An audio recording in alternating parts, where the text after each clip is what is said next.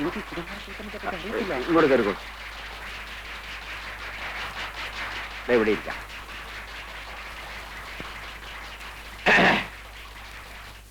പ്രിയപ്പെട്ട നാട്ടുകാരെ, നാം ഏവരും അത്യാകാംക്ഷയോടെ കാത്തിരുന്ന നമ്മുടെ പ്രിയപ്പെട്ട ഉദ്ഘാടകൻ എത്തിക്കഴിഞ്ഞു. ഇനി അദ്ദേഹം നിങ്ങളോട് സംസാരിക്കുന്നതായിരിക്കും. വരും.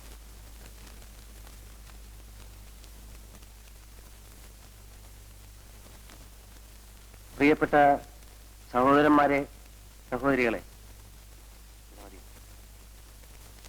നിങ്ങൾക്ക് നമസ്കാരം. ഈ കുടുംബം എന്ന് പറയുന്നതാണല്ലോ കുടുംബാസൂത്രണത്തിന്റെ ഇത്. അപ്പൊ ഒരു കുടുംബത്തിൽ ഒരു കുടുംബനാഥൻ, കുടുംബനാഥ, ബാക്കിയുള്ള അങ്ങനെ. അപ്പോ കുടുംബം എന്ന് പറഞ്ഞാൽ അങ്ങനെ ഇരിക്കുന്ന ആ സന്ദർഭത്തിൽ കുടുംബത്തിൻ്റെതായിട്ടുള്ള ഒരു സൂത്രമാണ് ഈ കുടുംബാസൂത്രണം. അപ്പോ ഈ കുടുംബപരമായിട്ടുള്ള കുടുംബത്തിൽ കൂടുതൽ കുട്ടികൾ ഉണ്ടായാലുള്ള കഷ്ടപ്പാടുകളെ കുറിച്ച് ഞാൻ ബുദ്ധിമുട്ടേണ്ടതില്ലല്ലോ. ചുരുക്കത്തിൽ കുടുംബം, കുടുംബനാഥൻ, കുടുംബിനി, കുടുംബാസൂത്രണം. അപ്പോ കുടുംബാസൂത്രണത്തെ കുറിച്ച് ഇതിൽ കൂടുതലായി ഞാൻ നിങ്ങൾക്ക് പറഞ്ഞു തരേണ്ടതില്ലല്ലോ. ഞങ്ങളുടെ മാനം രക്ഷിച്ചതിന് വളരെ നന്ദി. നിങ്ങൾക്ക് എന്റെ നമസ്തേ.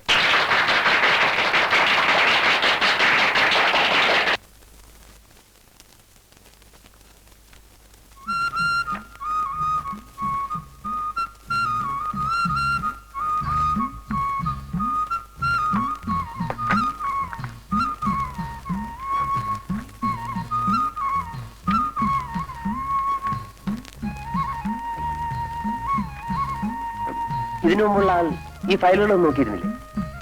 അങ്ങേര് മാത്രമല്ല സാർ, അതിനു മുമ്പുള്ളവരും നോക്കാറില്ല. ഈ പൊടിയൊക്കെ തട്ടിക്കളഞ്ഞ് ഇതൊന്ന് വൃത്തിയാക്കി വെക്കണം. ഒരാഴ്ച പിടിക്കും സാർ. ആയിക്കോട്ടെ.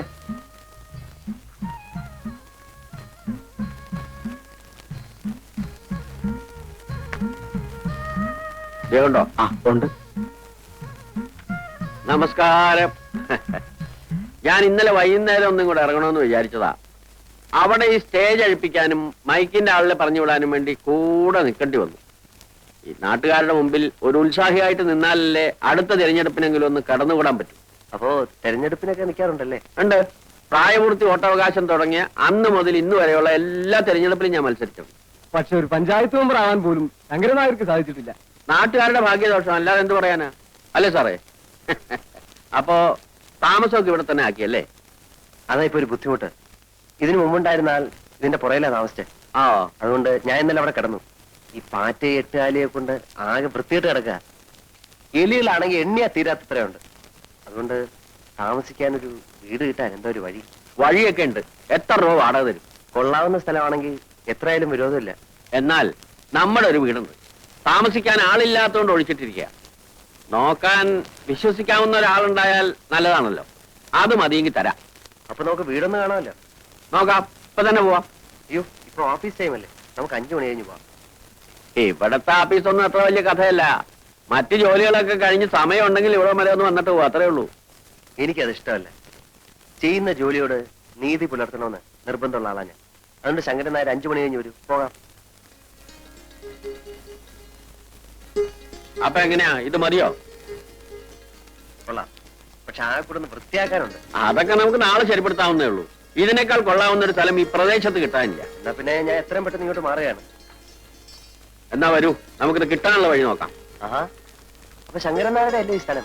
ശങ്കരൻ നായരുടെ അല്ലേ എന്ന് ചോദിച്ചാൽ, ഇവിടെ വടക്ക് പുഴയ്ക്കക്കരെ താമസിക്കുന്ന പറഞ്ഞാൽ തിരിയാത്തൊരു കൃഷ്ണൻകുട്ടി നായരുണ്ട്. അയാളുടെ ഒരു ഉറ്റ സ്നേഹിതൻ, ഒരു രാരിച്ചൻ നായർ. അയാൾ എന്റെ സ്നേഹിതനാ. അയാൾ പറഞ്ഞാൽ ചിലപ്പോ കിട്ടിയേക്കും. അങ്ങോട്ടൊന്ന് എഴുന്നേറ്റ്.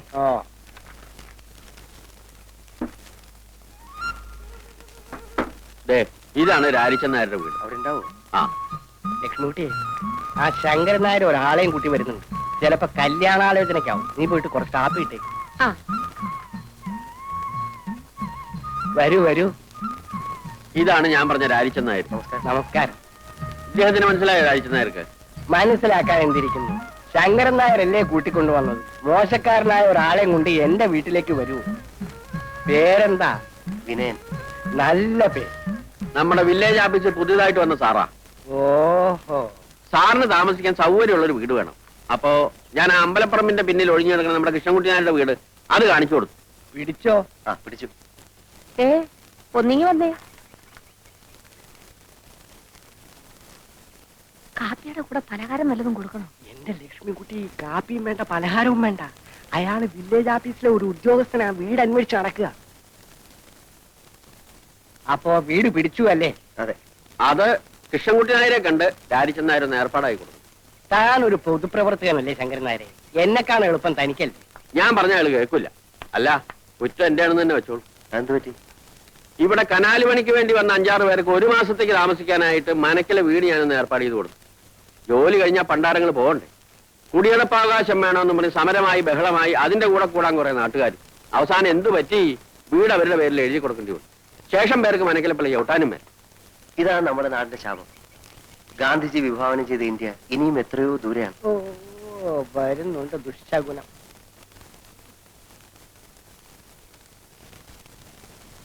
ഇതല്ല, വില്ലേജ് ഓഫീസറാ, എന്നെ കാണാൻ വന്നതാ. ആഹാ, എവിടെയാ നാട്? എറണാകുളം. എറണാകുളത്ത് എന്ന് വെച്ചാൽ ടൗണിൽ തന്നെ. വലിയൊരു കുടുംബത്തിൽ പറഞ്ഞ പയ്യനാ. ഈ നാട്ടിൻ പ്രദേശത്ത് ഇങ്ങനെ ജോലിക്ക് വരേണ്ട ഒരാവശ്യമില്ല. പിന്നെ ഒരു തമാശയായിട്ട് ഇങ്ങനെ വന്നേ ഉള്ളൂ. അങ്ങനല്ല, ജീവിതത്തിൽ കുറച്ച് പ്രിൻസിപ്പിൾസ്, കുറച്ച് ആദർശങ്ങളൊക്കെ ഉള്ള ആളാ ഞാൻ. എനിക്ക് എന്റേതായിട്ടുള്ള ചില ഇഷ്ടങ്ങളുണ്ട്. ഏതായാലും വീട് ഇഷ്ടമായല്ലോ. കൃഷ്ണൻകുട്ടി ആരെ കണ്ട് ഞാൻ ഏർപ്പാടാക്കി തരാം. പക്ഷെ സ്ഥലമൊക്കെ ഒന്ന് വൃത്തിയാക്കണം. എങ്ങനെയാവോ വേണ്ടത്? മുറ്റത്തെ പുല്ലൊക്കെ ചെത്തിക്കളഞ്ഞ്, ചുവരൊക്കെ വെള്ളയടിച്ച്, 4 ചുറ്റും ചെടിച്ചട്ടികളൊക്കെ വെച്ച് ഭംഗിയുള്ള ഒരു കൊച്ചു വീടാക്കണം.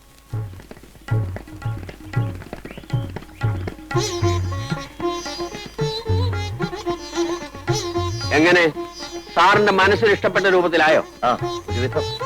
വസണി, സാധിച്ച ഒരു കിളിക്കൂട് സംഘടിപ്പിച്ച തിരക്കേടിലായിരുന്നു. കിളിക്കൂടോ? അതെന്തിനാ? ഈ ജനലിനരികിൽ കെട്ടിത്തൂക്കിയിട്ടാൽ രാത്രി അതിൽ കിളികൾ വന്നിരിക്കും. പുലർച്ചയ്ക്ക് അവരുടെ ശബ്ദം കേട്ട് എനിക്കുണ്ടാ. അതിനൊരു ടൈം പീസ് വാങ്ങിച്ചാ പോരെ? അലാറം വെച്ചാ മതിയല്ലോ. ഏയ്, അതല്ല.